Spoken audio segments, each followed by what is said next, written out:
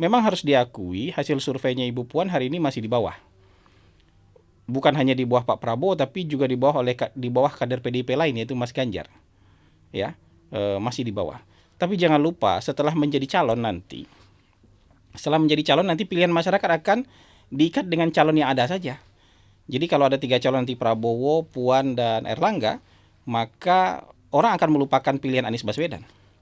Nggak ada lagi dalam kepalanya pilihan Anies Baswedan. Nggak ada lagi dalam kepalanya pilihan Ridwan Kamil.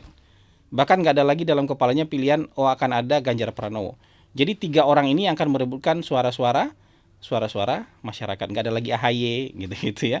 Ini yang akan memperebutkan suara masyarakat.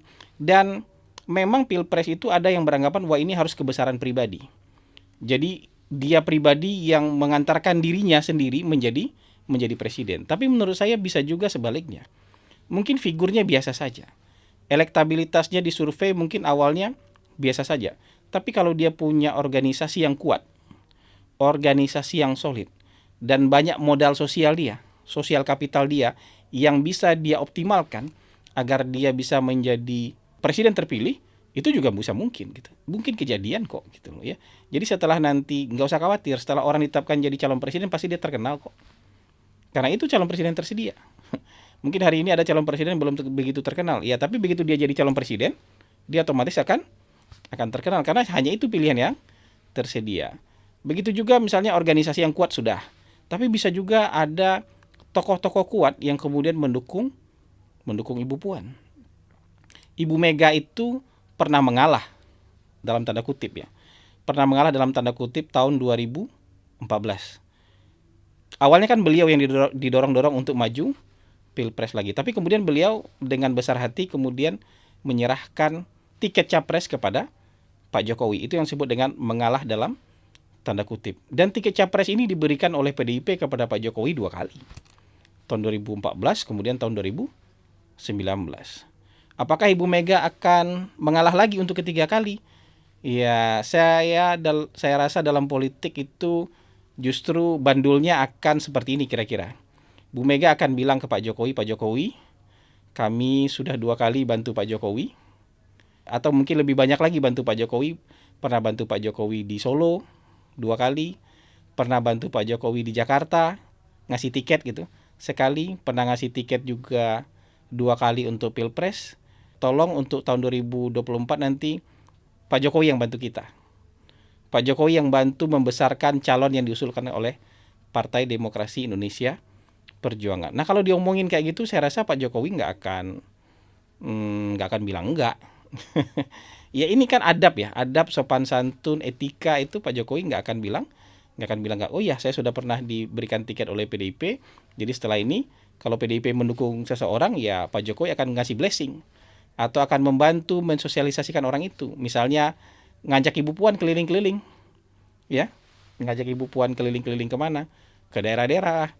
Bahkan kabarnya dalam 1-2 hari ini katanya mau ke Cianjur. Ibu Puan akan bersama Pak Jokowi ke Cianjur. Itu bagian dari bantuan dalam tanda kutip.